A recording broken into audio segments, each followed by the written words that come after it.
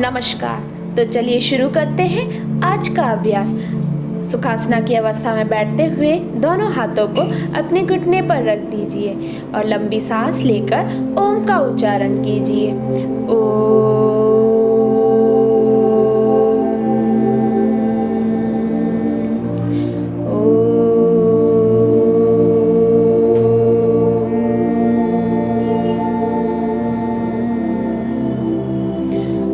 धीरे से आँख खोलते हुए हम अपने आसन की तरफ चलते हैं।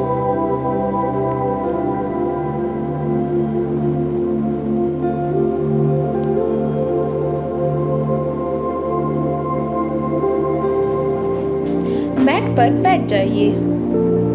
आगे की ओर पैर फैलाते हुए अपने एक घुटने को मोड़कर अपने दूसरे घुटने के पास उसका तलवा रख दीजिए और अपनी एड़ी को थोड़ा सा ऊपर कर दीजिए। अपना एक हाथ पीछे की ओर और दूसरा हाथ आगे की ओर अपने घुटने पर, जो घुटना हमारा ऊपर उठा हुआ है उसी घुटने पर हमें अपनी कोहनी रखनी है। जैसा कि आप देख सकते हैं स्क्रीन पे कि हम किस अवस्था में बैठे हैं। इस आसन को दंडासना का विरेचन कहते हैं। मुद्रा में सुधार करने में मदद करता है ये आसन हमें। इस आसन को करने से पीठ की मांसपेशियों को मजबूती मिलती है। अपनी सांसों को नॉर्मली लेते रहे। ध्यान रहे हमें अपनी कोहनी को जो मैट पे पड़ी है उसे बिल्कुल भी नहीं मोड़ना है और न ही उस हाथ पर किसी भी तरीके का कोई प्रेशर डालना है। हमें अपनी पीठ को बिल्कुल सीधा रखना है। जितना हो सके हमें अपनी पीठ को सीधा करने की कोशिश करते रहना है।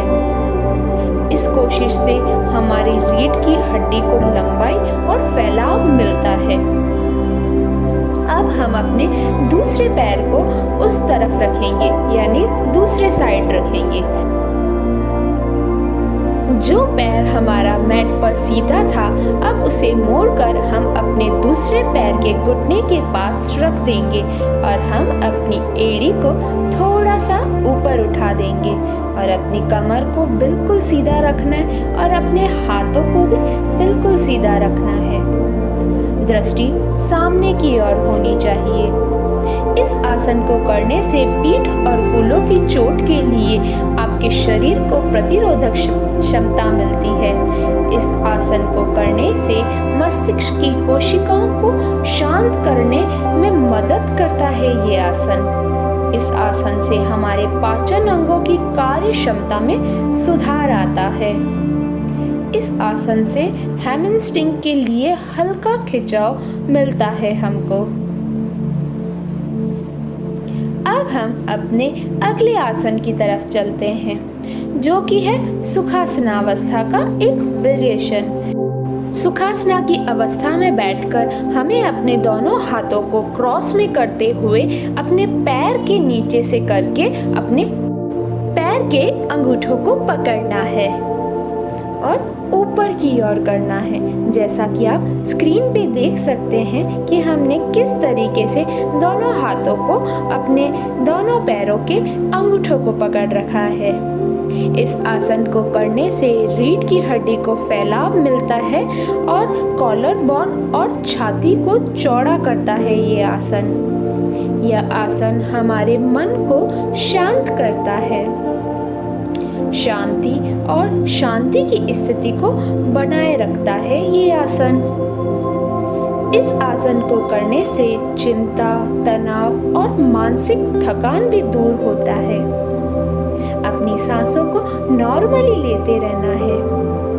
बीच में थोड़ा ब्रेक लेते हुए हम फिर से इसी अवस्था में आ जाएंगे। सुखासना की अवस्था में बैठते हुए दोनों हाथों को अपने पैरों के बीच में से निकाल के क्रॉस में, दोनों हाथ क्रॉस में होने चाहिए। दोनों हाथों को क्रॉस में लेते हुए पैर के अंगूठे को पकड़ना है और उन्हें ऊपर की ओर लाना है। इस आसन को करने से शरीर की मुद्रा में सुधार लाता है ये आसन। कूल्हों को खोलता है, थकान को कम करने की मदद करता है ये आसन। इस आसन को करने से हमारी पीठ मजबूत होती है और तो और टखनों और घुटनों को फैलाव मिलता है इस आसन से। यह आसन जितना करने में आसान है उतना ही इसके फायदे हैं हमारे शरीर के लिए। अपनी सांसों को नॉर्मली लेते हुए इस आसन का आनंद लीजिए। अब हम अपने अगले आसन की तरफ चलते हैं, जो कि है अर्ध उपविस्था कोणासन का वेरिएशन। जैसा कि आप देख सकते हैं कि हमने अपने एक पैर को मैट पर फैला दिया है और एक पैर को अपने शरीर से टच रखा है और अपने एक हाथ से अपना फैला हुआ पैर पकड़ना है। जो हमने मैट पर आगे की ओर किया है उसे अपने हाथ की सहायता से अपने पैर को ऊपर कीजिए और अपना दूसरा हाथ हमें पीछे की ओर रखना है, जो कि हमारे बैलेंस बनाए रखता है। इस आसन को करने से जांघ और पैरों के पिछले हिस्से में लचीलापन होता है। यह हमारे कूल्हों को भी खोलता है, साथ ही साथ पीठ मजबूत करता है ये आसन। अब हम ये अपने दूसरे पैर की तरफ करेंगे। जो पैर हमने अपने शरीर से टच रखा था, अब वो पैर हम मैट पर आगे की ओर फैला देंगे और अपने हाथों की सहायता से थोड़ा सा घुटना मोड़कर ऊपर की ओर रखेंगे पैर को और पैर सीधा रखेंगे, घुटने से मोड़ेंगे नहीं। आपको जैसा कंफर्टेबल लगे आप उस तरीके से अपने पैर को पकड़ सकते हैं और अपने दूसरे हाथ को मैट पर पीछे की ओर रखें। जैसा कि आप देख सकते हैं स्क्रीन पे, हमने अपने पैरों को किस तरीके से रखा हुआ है और साथ ही साथ हमने अपने हाथों को किस तरीके से रखा हुआ है। बारी बारी से हम एक पैर को आगे की ओर और दूसरे पैर को अपने शरीर से टच करते हुए इस आसन को कंटिन्यू करेंगे। इस आसन को करने से हमारे पैरों और टखनों को मजबूती मिलती है, साथ ही साथ हमारे भीतरी जांघों को फैलाव भी मिलता है। इस आसन को करने से ट्रंक की रोटेशन करने की क्षमता में सुधार आता है। नॉर्मली सांसों को लेते रहिए और अपनी गति के अनुसार इस आसन को करते रहिए। अब हम थोड़ी देर बैठ जाएंगे और बैठ के फिर से इसी अवस्था में आ जाएंगे, यानी हम फिर से इस आसन को अपने दूसरे पैर की तरफ करेंगे। अपने हाथों को और अपने पैरों को बिल्कुल सीधा रखना है, जैसा कि आप देख सकते हैं। इस आसन को करते समय हमें अपनी गर्दन पर, कंधों पर या किसी भी तरीके से अपने शरीर पर कोई एक्स्ट्रा प्रेशर नहीं डालना है। नॉर्मली सांस लेते हुए इस आसन को करना है। अब हम अपने अगले आसन की तरफ चलते हैं। मैट पर सीधे खड़े हो जाइए। अब हम अपने घुटनों को थोड़ा सा मोड़ देंगे। अपने लेफ्ट हाथ को राइट घुटने की तरफ अपनी कॉनी टच करते हुए पीछे हिप्स तक लेके जाइए और अपना दूसरा हाथ अपनी कमर के पीछे रख दीजिए।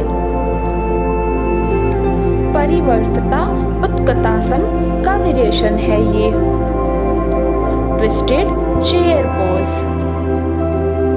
इस आसन को करने से कंधे, कूल्हे, घुटने और टखने जैसी प्रमुख जोड़ों की सहायक मांसपेशियों को मजबूत करता है ये आसन।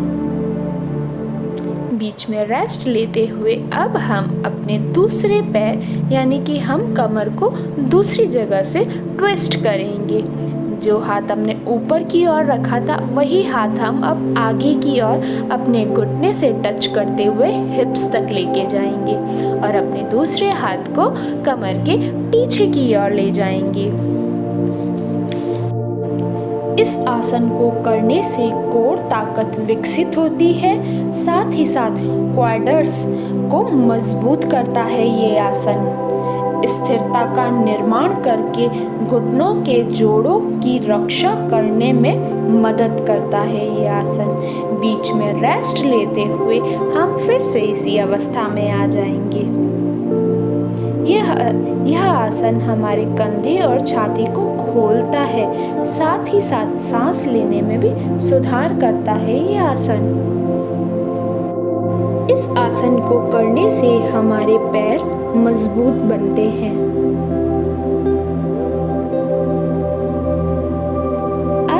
अब दूसरी साइड ये आसन करेंगे। बारी बारी से हम लेफ्ट और राइट दोनों साइड ट्विस्ट होंगे। अपनी छाती को थोड़ा सा नीचे लाएंगे और अपनी कोहनी को घुटने से टच करते हुए हिप्स तक लेके जाएंगे और अपने दूसरे हाथ को कमर के पीछे रखेंगे। चेहरे पर तो हल्की सी मुस्कान लेते हुए सभी आसनों को करें। किसी तरीके का कोई एक्स्ट्रा प्रेशर अपनी बॉडी पर न डालें। अब हम अपने अगले आसन की तरफ चलते हैं, जो कि है शवासना की अवस्था। मैट पर लेट जाइए। अपने दोनों पैरों को मैट पर फैला दीजिए और अपने हाथों की हथेलियों को आकाश की ओर रखते हुए अपनी सांसों को नॉर्मल लेते रहें। बाह्य जगत से ध्यान हटाते हुए पूरा ध्यान आप अपनी बॉडी पर, अपनी सांसों पर, अपने मस्तिष्क पर रखिए। किसी तरीके का कोई प्रेशर अपनी बॉडी पर न डालें। नॉर्मली सांस लेते रहिए। धीरे से सांस को अंदर की ओर लीजिए और धीरे से सांस बाहर की ओर छोड़िए। किसी तरीके का कोई प्रेशर हमें अपनी बॉडी पर नहीं डालना है। अभी अपने घुटनों को मोड़ते हुए मैट पर रख दीजिए और अपने एक हाथ को अपने सर के नीचे रखिए। इस अवस्था में हम थोड़ी देर रहेंगे, फिर हम मैट पर सुखासना की अवस्था में बैठ जाएंगे। अपने हाथों को रगड़ते हुए अपनी आंखों पर लगाइए, अपने शरीर पर टच कीजिए। धन्यवाद। Like, subscribe, bell icon, share और कमेंट करना न भूलें।